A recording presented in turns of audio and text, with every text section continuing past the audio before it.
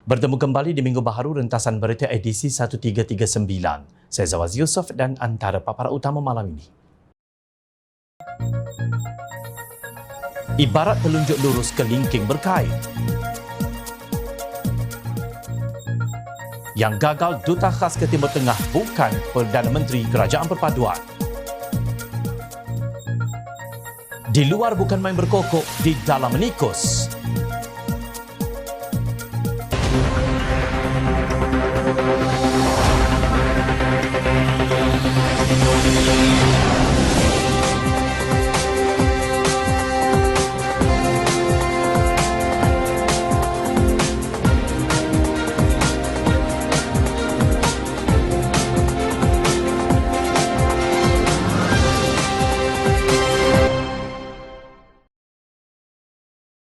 Assalamualaikum dan salam sejahtera. Sultan Selangor Sultan Sharafuddin Idris Shah memberi peringatan kepada semua pemimpin politik tanpa mengira kaum supaya tidak menjadikan agama untuk menjadikan diri mereka popular. Titah Sultan Sharafuddin, larangan itu dibuat atas kapasiti baginda sebagai pihak berkuasa yang bertanggungjawab dalam hal ehwal Islam di Selangor bersama Majlis Agama Islam Selangor MAIS. Hanya saya sebagai Ketua Agama Islam di Selangor dan MAIS pihak berkuasa agama di negeri ini. Ahli politik boleh berkata apa sahaja yang mereka mahu, tetapi mereka tidak mempunyai ikatan putus atau kuasa. Titah baginda dalam temu buat eksklusif dengan The Star. Sultan Sharafuddin juga dilaporkan menggesa ahli politik untuk membaca dan membuat rujukan sebelum mengulas kenyataan MAIS baru-baru ini bahawa haram bagi orang Islam mengunjungi rumah ibadat bukan Islam seperti kuil, gereja dan gurdwara untuk mengenali agama lain. Sambil menyifatkan pandangan MAIS sebagai betul dan jelas, baginda bertitah adalah baik untuk mengelakkan kekeliruan dan salah faham kerana terdapat undang-undang yang menghalang penyebaran agama lain kepada umat Islam. Pada masa yang sama, Sultan Sharafuddin bertitah tiada apa yang menghalang umat Islam daripada mengunjungi tempat ibadat lain tanpa mengambil bahagian dalam sebarang upacara atau amalan agama berkenaan. Tidak salah untuk menghadiri majlis perkahwinan atau berada di gereja misalnya, tetapi umat Islam hanya perlu memerhati. Begitu juga penganut Kristian, saya percaya tidak akan menyertai sembahyang atau ritual di kuil Tau. Titah baginda. Kenyataan MAIS merujuk kepada iklan dan risalah yang diedarkan melalui media sosial dan elektronik baru-baru ini berkenaan program Projek Artikel 11 Jom Ziarah Anjuran Impact Malaysia di bawah Kementerian Belia dan Sukan KBS. Penganjur program tersebut menjemput belia di Malaysia yang berminat untuk mengetahui dengan lebih lanjut mengenai pelbagai agama berlainan termasuk acara di gereja. Pada masa yang sama, baginda turut mengimbau kisah silamnya sewaktu almarhum datuknya Sultan Alam Shah menghadiri pertabalan Ratu Elizabeth II pada tahun 1953 di Gereja Westminster Abbey di London. Baginda baru pulang dari Mekah, kemudian berunding dengan mufti negeri jika berkenan untuk menghadiri pertabalan. Mufti berkata tidak ada salahnya asalkan beliau tidak mengambil bahagian dalam mana-mana ibadah titahnya. Begitu juga Sultan Sharafuddin bertitah ayahanda baginda almarhum Sultan Salahuddin Abdul Aziz Shah diberitahu oleh mufti bahawa dibenarkan memakai pingat dan lencana pada pakaian seragam baginda termasuk yang mempunyai ataupun menyerupai salib kerana itu bukan barangan keagamaan. Pada 13 Mac, pemimpin bersatu Badrul Hisham Syaharin atau lebih dikenali sebagai Cikgu Bat meroyan di Facebook beliau kononnya mendakwa Impact Malaysia serta Menteri Belia dan Sukan Hannah Yeoh menggunakan program Jom Ziarah sebagai sebahagian daripada unsur kristianisasi. Bagaimanapun, Impact Malaysia telah menafikan dakwaan itu dan Yeoh kemudiannya mengumumkan bahawa program itu telah diserahkan kepada Kementerian Perpaduan Negara. Dan semalam PAS Selangor berjunjung kasih titah Sultan Sharafuddin Idris Shah mengenai kunjungan umat Islam ke rumah ibadat agama lain. Menanam tebu di pinggir bibir namun rebung berduri beraja di hati. Ketua PAS Negeri Ahmad Yunus Hairi sama sekali tidak mengulas mengenai pendirian Sultan Selangor bahawa tiada apa yang menghalang umat Islam daripada mengunjungi tempat ibadat lain tanpa mengambil bahagian dalam sebarang upacara atau amalan agama berkenaan. Sebaliknya, Ahmad Yunus cuma menumpukan terhadap titah Sultan Sharafuddin mengenai larangan menyebarkan agama lain terhadap umat Islam yang mana baginda menyifatkan pandangan Majlis Agama Islam Selangor MAIS sebagai betul dan jelas. Nampak tak di sini? Jelas, PAS sebenarnya tidak pernah ikhlas dalam apa jua tindakan yang mereka lakukan. Sebaliknya lebih suka mengambil pendekatan kononnya menjunjung kasih, namun hakikatnya pelbagai tomahan dibuat terhadap program berkenaan yang disebarkan cyber trooper pembangkang dan para TikToker yang pro pembangkang dengan pelbagai kenyataan yang tidak sanggup dibaca. Kalau dibaca komen penyokong pembangkang kepada hantaran Esro Awani, ramai antara mereka yang memberi komen yang sangat menjurus kepada pendirian menentang dan menderhaka kepada baginda. Ibarat telunjuk lurus kelingking berkait, bukti ada di hujung jari anda. Anda boleh mencari kebenaran bila-bila masa.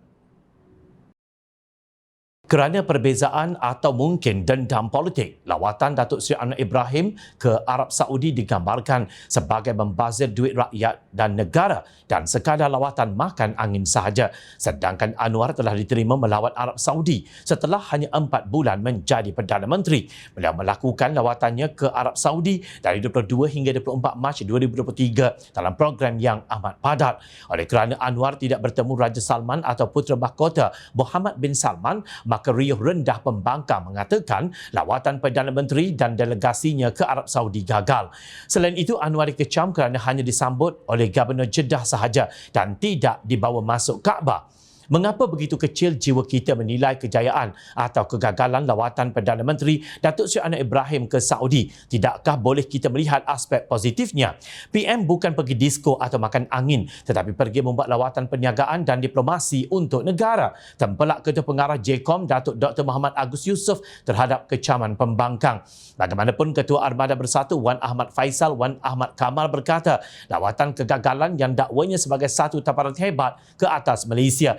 Macam mana pejabat Perdana Menteri boleh suruh Wisma Putra buat pemakluman media yang ini adalah lawatan rasmi kalau tidak dapat bertemu dengan Putera Raja merangkap Perdana Menteri Arab Saudi Yang Mulia Putera Mohammed bin Salman atau MBS? Soalnya dalam hantaran di Facebook, beliau menganggap ini adalah satu kesilapan diplomasi antara Malaysia dan Arab Saudi. Apa yang lebih penting, jumpa Putera Mohammed bin Salman atau dapat pelaburan? Menurut Muhammad Agus, Perdana Menteri dalam tempoh hanya 3 hari itu, beliau melakukan 5 perkara, iaitu menunaikan umrah di awal Ramadan bersama delegasinya, mengadakan pertemuan dengan OIC dan Liga Muslim Dunia di Makkah, menyaksikan pemeteraian 3 memorandum persefahaman MOU antara Dagang Next Change Berhad dan Ajlan Ambrose Holding Group Corporation, Dewan Perniagaan Antarabangsa Kuala Lumpur dan Wadi Makkah Knowledge Corporation dan Cup International Senia Berhad serta Aeroman Teknologi Senia Berhad. Mendengar taklimat ahli perniagaan Malaysia mengenai penglibatan meluas mereka dalam bandar futuristik NEOM, projek mega terbaru Arab Saudi dan pelbagai peluang pihak industri dari Malaysia di sana, dan membincangkan isu yang melanda dunia Islam dan inisiatif membina jaringan berdasarkan nilai serta kerjasama bersama.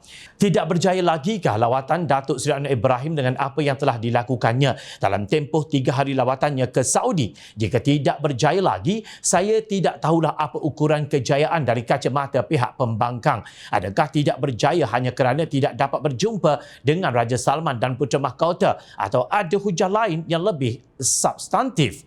Bidas, bekas Profesor Sains Politik di Universiti Kebangsaan itu, Muhammad Agus berkata Anwar telah menjelaskan bahawa sebenarnya pimpinan Arab Saudi telah memohon supaya kunjungannya dipanjangkan selama 2 hari lagi untuk meneruskan pertemuan dengan pemimpin negara itu. Ini kerana Raja Arab Saudi dan Putera Mahkotanya telah menukar jadual mereka menjelang Ramadan. Namun Datuk Seri Anwar Ibrahim terpaksa menolak dan berjanji akan datang lagi. Menolak kerana pada 25 Mac beliau dan kabinetnya ada majlis berbuka puasa dengan Agong. 27 Mac lawatan sehari ke Kemboja dan 29 Mac lawatan ke China bertemu dengan 2 pemimpin besar China, Xi Jinping dan Li Qiang. Tidakkah padat lawatan itu? Tidakkah melibatkan perubahan besar jika ditangguhkan kepulangan 2 hari lagi? Fahamilah kekangan masa Perdana Menteri kita yang bekerja kuat untuk negara jelas. jelasnya.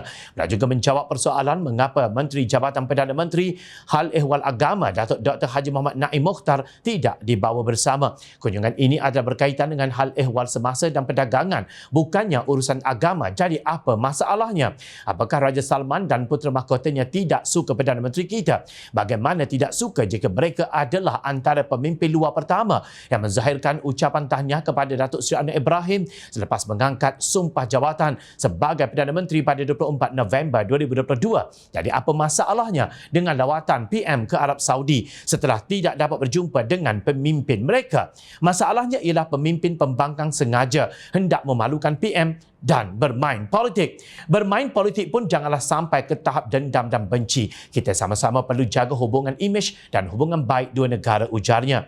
Muhammad Agus mengingatkan bahawa pada 25 November, Raja Salman dalam perutusan tahniahnya menzahirkan agar rakyat Malaysia terus maju serta makmur. Putera Mahkota juga menzahirkan agar rakyat Malaysia terus sejahtera di bawah kepimpinan Perdana Menteri yang baharu dan menyarankan pihak yang tidak berpuas hati juga dengan hasil lawatan dan kos lawatan Perdana Menteri ke Arab Saudi supaya bertanya sendiri di Parlimen. Setiap Selasa, Perdana Menteri sedia menjawab. Jangan pula tidak datang masa itu. Dari situlah baru rakyat tahu apa sebenarnya isu yang dikecohkan oleh pembangkang ini, sindirnya. Difahamkan kata pembangkang yang juga Setiausaha Agung Bersatu, Datuk Seri Hamzah Zainuddin, Presiden Bersatu Tan Sri Mahyadin Mat Yassin dan Presiden PAS Tan Sri Abdul Hadi Awang tidak pernah hadir sesi soal jawab bersama Perdana Menteri di Parlimen. Ingat apa yang kecoh sangat rupa-rupanya sebab Anwar tak bertemu dengan putera Salman dan tak masuk ke dalam Kaabah. Jika Perdana Menteri bersedia menangguhkan kepulangan beliau ke tanah air, maknanya beliau tidak dapat hadir pada majlis berbuka puasa dengan Yang di-Pertuan Agong Al-Sultan Abdullah Riayatuddin Al-Mustafa Billah Shah pada 25 Mac. Apa pula kata pembangkang kalau perkara tersebut terjadi? Tidakkah mereka akan riuh rendah mengatakan Anwar menderhaka kepada Yang di-Pertuan Agong pula? Selain itu, apa rakyat Malaysia dapat selepas Mahyadin masuk ke dalam Kaabah? Kita dapat skandal jana wibawa. Kontraktor Cina dibumiputerakan. Ratusan juta ringgit tiba-tiba mendarat dalam akaun Bersatu yang berusia baru 6 tahun. Dan pemimpin mereka juga ada berjuta ringgit dalam akaun peribadi atau syarikat mereka. Menurut siasatan Suruhanjaya Pencegah Rasuah Malaysia, Duta Khas Bertaraf Menteri ke Timur Tengah selama hampir 33 bulan menyandang jawatan tersebut dan mendapat gaji serta allowance yang lumayan. Apa pelaburan yang boleh bawa untuk manfaat rakyat Malaysia? Tak ada satu sen pun. Yang ada hanya khabar bahawa sebilangan rakyat Terengganu dapat sedekah sebelum pilihan raya umum ke-15 yang lalu. Ingat, Perdana Menteri Kerajaan Malaysia Madani ini tidak menerima gaji maupun allowance. Pendekatan nasional tidak ada cermin ke? Sebagai sebuah kerajaan yang bertanggungjawab dalam memastikan tadbir urus negara berada pada landasan yang benar, Dewan Rakyat telah melaksanakan sesi soal jawab Perdana Menteri atau lebih dikenali sebagai PMQ pada mesyuarat pertama penggal kedua Parlimen ke-15 yang bermula 13 Februari lalu. Yang di-Pertua Dewan Rakyat Datuk Johari Abdul berkata, sesi itu dilakukan pada setiap Selasa untuk Perdana Menteri Datuk Seri Anwar Ibrahim menjawab soalan yang ditujukan kepadanya, dan pada Khamis pula sesi waktu pertanyaan-pertanyaan menteri atau MQT. Ini antara pembaharuan yang dilaksanakan. Cuma ia belum boleh dimaktubkan sebagai sesi tetap. Kita mula sebagai ujian rintis dahulu untuk kita kena pasti apa masalah yang mungkin timbul susulan pelaksanaannya, katanya seperti dipetik. Bekas ahli Parlimen Sungai Petani itu turut berkata beberapa perkara berkaitan sesi Dewan Rakyat akan ditambah baik selaras usaha kerajaan mereformasi Parlimen. Beliau turut berhasrat membuka ruang kepada ahli Parlimen pembangkang dan penyokong kerajaan untuk mengemudi sesi berkenaan. Namun begitu, sepanjang PMQ berjalan untuk proses semak dan imbang setakat ini, masih belum kelihatan batang hidung tiga pemimpin utama pembangkang yang dilihat begitu lantang bersuara di luar Dewan Rakyat. Adakah mereka tidak mahu melayan sesi itu atau sebenarnya pengecut untuk berdepan dengan Anwar? Setiausaha Politik Kanan Perdana Menteri Datuk Seri Syamsul Iskandar Muhammad Akin menyelar tindakan pembangkang di Dewan Rakyat yang sepatutnya mengambil peluang bertanya secara terus kepada ahli Parlimen Tambun itu sekiranya ada ketidakpuasan hati. Malah pembangkang dan penyokong mereka dilihat lebih teruja mencari kekurangan lawatan Perdana Menteri ke Arab Saudi. Jelasnya ketika sesi soal jawab Perdana Menteri PMQ setiap Selasa, bayang pemimpin yang lantang bersuara di luar seperti Ketua Pembangkang Datuk Seri Hamzah Zainuddin, Ahli Parlimen Pagoh Tan Sri Mahyadin Yassin dan Ahli Parlimen Marang Tan Sri Abdul Hadi Awang tidak kelihatan langsung. Sebelum ini tidak ada mana-mana Perdana Menteri yang sanggup meluangkan masa selama 30 minit untuk berada di Parlimen menjawab apa jua isu, di mana Ketua Pembangkang Hamzah, Mahyadin dan Abdul Hadi ketika Perdana Menteri menjawab soalan pada hari Selasa, mana pemimpin yang kononnya lantang di luar menyerang kerajaan perpaduan, tetapi ketika mana Perdana Menteri berada di Dewan Rakyat, mereka tidak ada di barisan hadapan. Jadi pada saya itu adalah kemunafikan pada tahap yang tinggi. Maknanya apabila ada forum tapi tidak manfaat, di luar berkokok tetapi di dalam seperti tikus menikus. Katanya menerusi sebuah video yang dimuat naik di Twitter miliknya semalam. Minggu lalu Setiausaha Agung PKR Datuk Seri Saifuddin Nasution Ismail mengecam pemimpin kanan pembangkang kerana sikap pengecut mereka berdepan Perdana Menteri.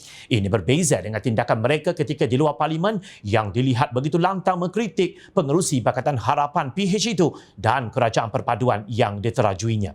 Saifuddin berkata walaupun PMQ diperkenalkan, tiada seorang pun daripada 3 pemimpin kanan Perikatan Nasional pernah mengemukakan soalan kepada Perdana Menteri. Parlimen adalah tempat untuk semak dan imbang serta memantau dasar kerajaan melalui perbahasan. Perdana Menteri berdiri di tempatnya selama 30 minit menjawab sebarang persoalan. Saya perhatikan dalam beberapa minggu sejak PMQ diperkenalkan, Ketua Pembangkang tidak muncul. Paguh tidak kelihatan, malah bayang marang pun kita tidak nampak, katanya, seperti dipetik The Vibes 18 Mac lalu. Kepada 3 ketul pembangkang yang suka bercakap besar, bergema macam tin kosong ini, usah berlagak seperti pahlawan yang kononnya mempertahankan bangsa dan agama. Kenapa bacul sangat apabila bercakap tentang perbahasan di Parlimen? Di mana tugas anda sebagai pembangkang? Jika hanya sekadar berdendang di luar Parlimen dan di laman sosial, rasanya kita serahkan sahaja tugasan itu kepada pempengaruh media atau selebriti upahan yang dibayar kalian. Anda dipilih rakyat sebagai ahli Parlimen. Jangan hanya tahu ponteng dan kemudian melalak meroyan tak tentu hala, merapu berlandaskan dalil yang ditafsirkan ikut selera anak tekak sendiri. Serkap lebar luka berduri, kura-kura tepi paya, cakap besar berapi-api, rupa-rupanya pengecut belaka. Ingat, rakyat sentiasa memerhati. Teruskan bersama kami di Jom Channel untuk mendapatkan berita politik tanah air dan teruskan ibadah puasa. Saya Zawaz Yusof. Assalamualaikum. Salam sejahtera. Jumpa lagi.